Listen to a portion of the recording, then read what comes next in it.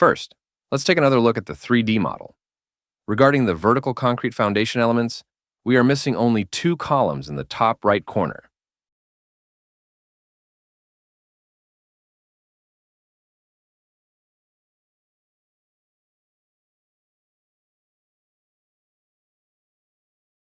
Here is the actual picture of this job.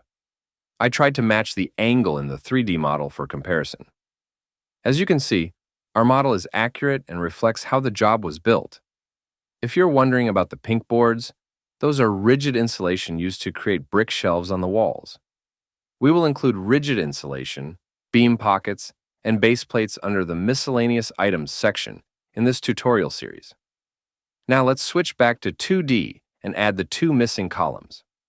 Looking at the section at 14/S1500, we can confirm these are column encasements designed to encase the well pump pipe.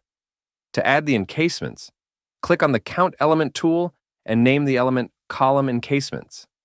Since there are no size variations, there's no need to include dimensions in the name. Choose the square shape, set the color to red, and create a new group named Column Encasements. For the X and Y dimensions, input 3 feet 6 inches. For the height in the Z direction, calculate it based on the bottom and top elevations. The bottom elevation is minus 13 feet 6 inches, and the top elevation is 1 foot 8 inches, making the total height 15 feet 2 inches.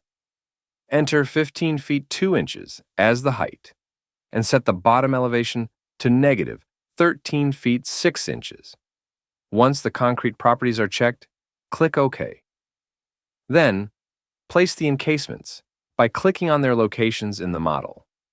There are only two encasements to add, so ensure both are placed correctly. When finished, press Escape to exit. Finally, return to the 3D view to verify the changes. The column encasements are now accurately placed within the model. Now let's go back and check the Takeoff tab for the column encasements. The most recently completed takeoff element is always listed at the top.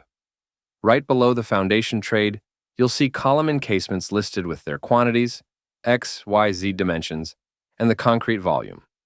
If you click on the drop-down menu under Formulas, you'll find predefined formulas, which we'll explore further in this tutorial series.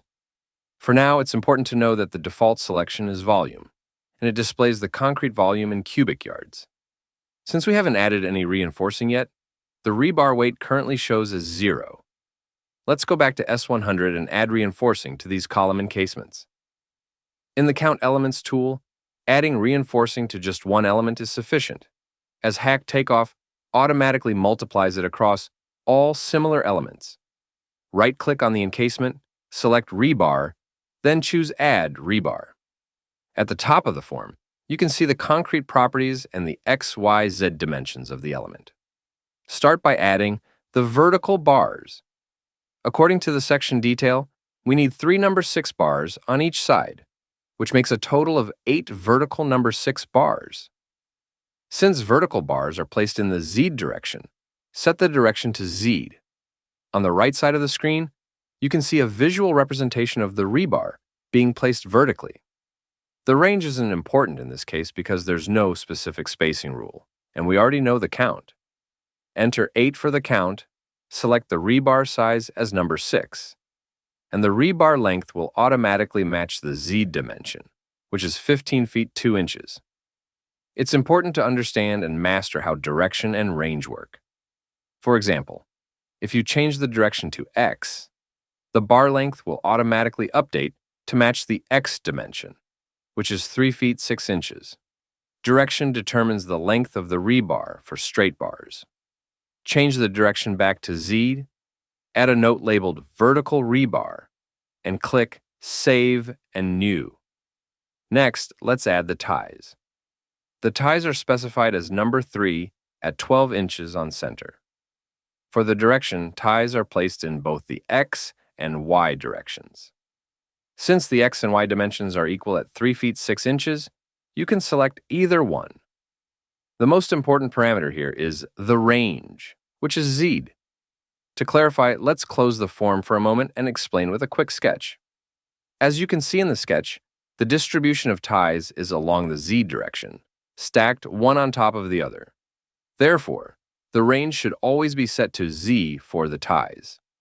Reopen the form and begin by selecting the range as Z, as it's the distribution direction.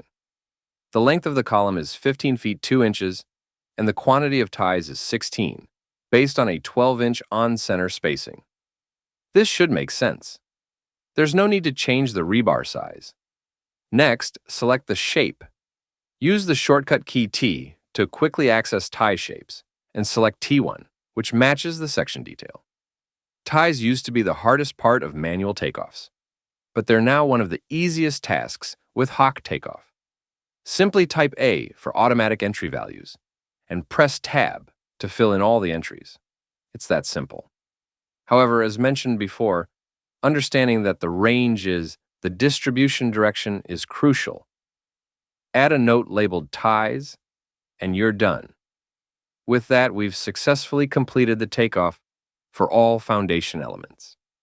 Thanks for watching, and I'll see you in the next tutorial.